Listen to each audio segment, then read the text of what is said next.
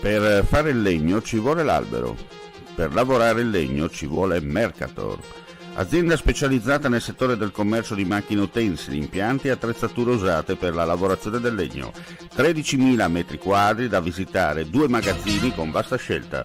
Tutte le macchine proposte sono disponibili e visibili. Mercator, garanzia, professionalità, serietà a portata di mano.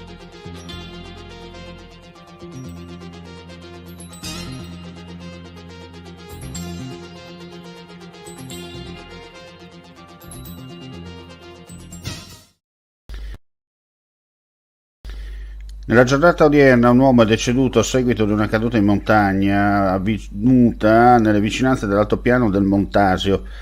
L'uomo era uscito assieme ad un gruppo di amici lungo il sentiero che conduce alla località Piani di Là e avrebbe perso l'equilibrio e sarebbe precipitato per una ventina di metri. A nulla è valso il pronto intervento dei sanitari del 118, coadiuvati dai volontari del soccorso alpino e dei militari della Guardia di Finanza di Tarvisio, incaricati delle operazioni di recupero del corpo e degli accertamenti sulle dinamiche dell'incidente.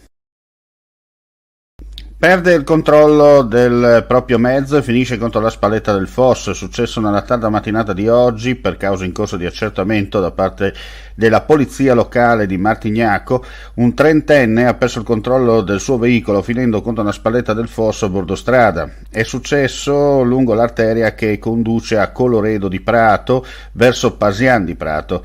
La persona a bordo è stata soccorsa dal personale sanitario intervenuto sul posto e trasportata in ospedale per accertamenti sanitari. Non è grave sul posto la pattuglia della polizia locale, come detto di Martignaco, per i rilievi di legge e la viabilità. I dragaggi nell'area di Porto Nogaro partiranno nel prossimo novembre, dopo aver superato le criticità che negli scorsi mesi avevano rallentato l'iter per l'avvio dei lavori. Un'opera importante attesa da oltre 3 anni, in un'area che era stata oggetto di sequestro e per la quale, dopo aver ottenuto l'autorizzazione all'accesso per effettuare una caratterizzazione dei sedimenti, verrà chiesto il dissequestro per poter concretizzare l'esecuzione dell'intervento. Ad annunciarlo è stato l'assessore regionale alla difesa dell'ambiente Scoccimarro nel corso dell'incontro tenuto questa mattina nella sede di Confindustria Udine. I dragaggi, dal costo complessivo di 3,5 milioni di euro per una durata stimata di 6 mesi, porteranno ad estendere il canale a mare esterno alle dighe di Portobuso fino a 35 metri di larghezza e 7,5 metri di profondità e verrà eseguito dall'Ufficio Speciale per i Dragaggi di Monfalcone, Portobuso e Marano Lagunare.